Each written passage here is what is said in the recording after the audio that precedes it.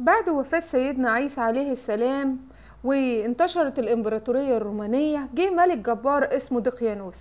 الملك ده كان بيخلي الناس يسيبوا المسيحية ويرجعوا تاني لعبادة الأصنام والشرك بالله. كان دقيانوس ملك فاسد وفاسق، بيقتل أي حد يعارضه أو يحتج على عبادة الأصنام. في الوقت ده كان في مجموعة من الفتية، شباب صغيرين كده في سن المراهقة، ولكن كانوا مؤمنين بالله سبحانه وتعالى. الشباب دول كان ليهم مكانة كبيرة في بلدهم، وكانوا أولاد ملوك، يعني كان ليهم شأن كبير في قريتهم. المهم ان الملك ده دعاهم انهم يسيبوا المسيحية ويتجهوا لعبادة الأصنام.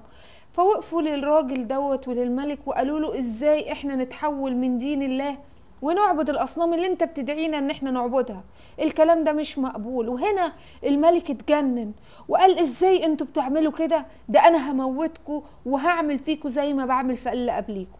المهم بمرور الوقت عرفوا الفتية بنية الملك ده في ان هو يقتلهم، جريوا وراحوا على الكهف عشان يستخبوا فيه، ودعوا ربنا سبحانه وتعالى وقالوا لربنا سبحانه وتعالى: ربنا اتنا من لدنك رحمة وهيئ لنا من امرنا رشدا. وبالفعل ربنا سبحانه وتعالى استجاب ليهم وخلاهم يناموا في الكهف 300 سنة وتسعة.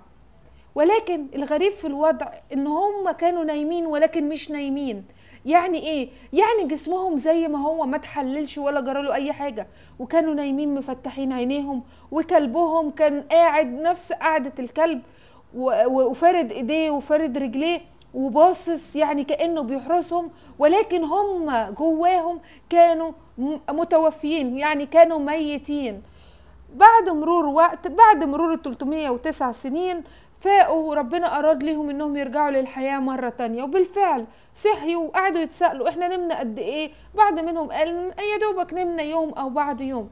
ولكن الحقيقة إنهم ناموا سنين كتيرة جدا. فكانت رحمة ربنا بيهم إنه ما خلاهمش يعيشوا في زمن هذا الطاغية والفاسد.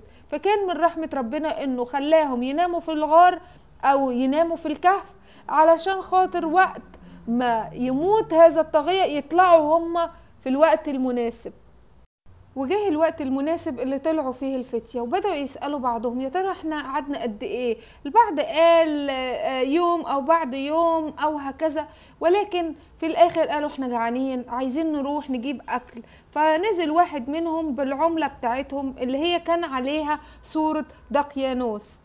ولما نزل القرية اللي حصل ان الناس استغربت: ايه ده العملة دي؟ ايه الشكل ده؟ ايه ده؟ ده دقيانوس دوت مات من زمان قوي، انتوا لقيتوا كنز ولا ايه يا ولاد؟ وكل الكلام ده. ولكن كان في الوقت ده ملك رحيم كريم محسن. الملك ده وصلت له القصة بتاعت الفتية دول، وانه فتية الكهف رجعوا. فلما عرف قال: صحيح، دي كان زمان بيحكوا انه في فتية اختفوا في الغابة، فعلى العموم خلينا نشوفهم. فراح الملك عشان يشوفهم، لقاهم نايمين ومتمددين في الكهف بتاعهم، ولكن المرة دي نايمين ومتمددين وما قدروش يقوموا تاني، لان كانت رسالتهم اللي عايزين يوصلوها ان ربنا سبحانه وتعالى بيحمي وبيحفظ عباده المؤمنين. ربنا سبحانه وتعالى ليه طرقه وليه سبله وليه الحاجات اللي بيرشد بيها عباده عشان يحفظهم من كل طاغي ومن كل مؤذي. إذن الحكمة من أصحاب الكهف هي إن كل شيء مقدر عند رب العالمين. وكل ما كان الإنسان مؤمن ومتمسك بربنا سبحانه وتعالى، ربنا دايما هيلاقي له مخرج.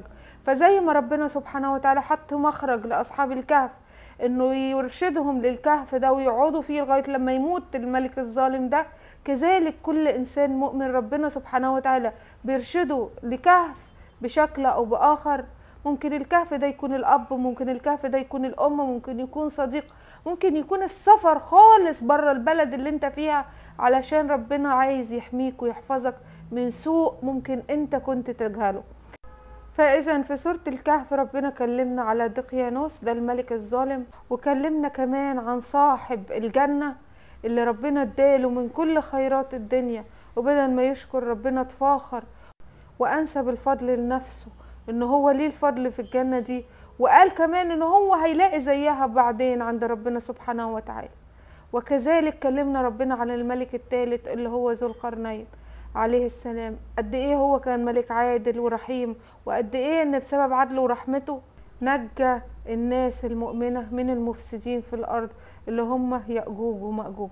إذا ربنا سبحانه وتعالى لما بيحط لنا العبر في الصور علشان نفهم الحكمة، وقد إيه إن ربنا سبحانه وتعالى لما بينعم على الإنسان ممكن الإنسان يستخدم النعمة اللي ربنا مديها له دي في طريق غير الطريق اللي ربنا رسمه له.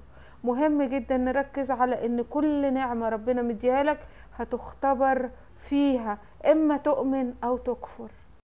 ودي حكمة ربنا في الكون. علشان كده مهم جدا ان احنا ندعي ربنا ان هو يحررنا من فتن الدنيا ونلقاه بقلب محب سليم. شكرا ليكم، بتمنى لكم كل السعادة. دينا اللوسي.